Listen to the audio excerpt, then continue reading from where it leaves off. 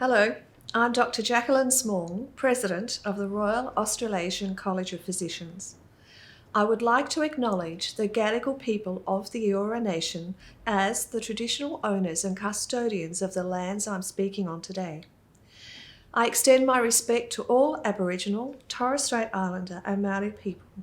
Together, we restate our shared commitment to advancing Aboriginal, Torres Strait Islander and Māori health and education as core business of the RACP.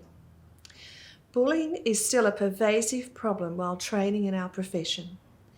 In Australia, the most authoritative survey on the subject is the Medical Training Survey run by the Medical Board of Australia. Last year, it identified that over a third of trainees across all medical disciplines witnessed or experienced bullying. 55% of Aboriginal and Torres Strait Islander trainees had experienced or witnessed bullying. Sadly, there's also an increase in patients and families or carers who bully trainees, up from 38% in 2021 to 45% last year. These are appalling figures. More so when we hear that 70% of trainees who experience bullying, harassment, discrimination or racism didn't report it. And why? 55% of them said they didn't because they were worried about repercussions. 51% said that nothing would be done if they did report it. Our own physician training survey looks in detail at our trainee cohort in both Australia and Aotearoa, New Zealand.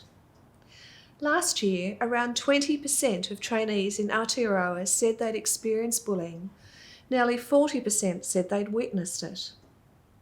The most likely perpetrators were either other doctors who were not directly involved in their training, or patients, their carers, or families.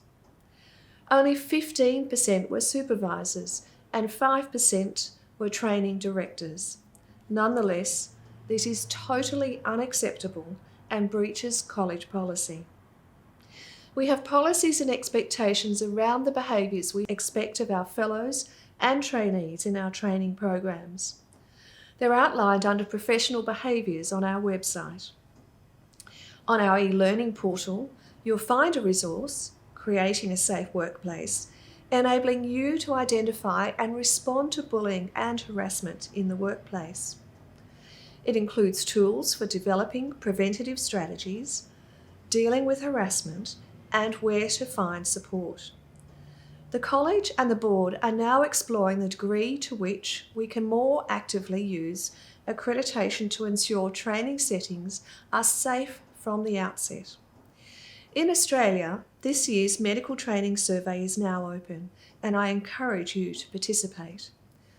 This is an important chance to highlight things like safe training environments and access to flexible work arrangements. There are new questions on trainees' caregiving responsibilities, allowing us to better understand how training experiences vary for those with carer responsibilities. Following the recent revision of the RACP's flexible training policy, we are looking forward to gathering more insights in this crucial domain.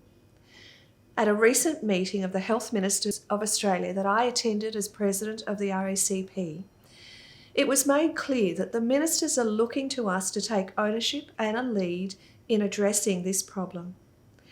I'm confident that if we come together to raise awareness of the extent of bullying, the extent of the impact on our trainees, junior staff and colleagues, as well as on patient care, we can and will make a difference.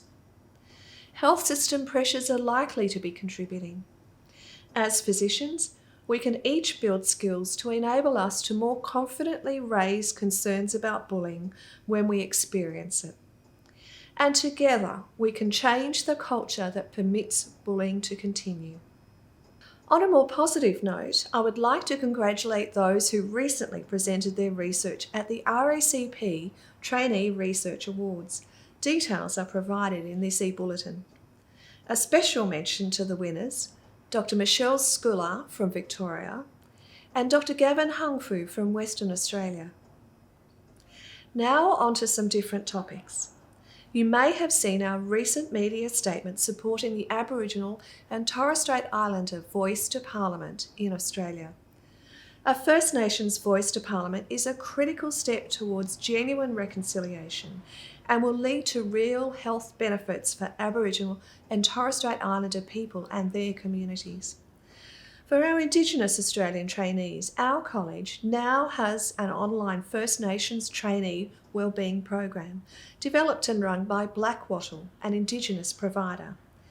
If you want to find out more, there are details in this e-bulletin.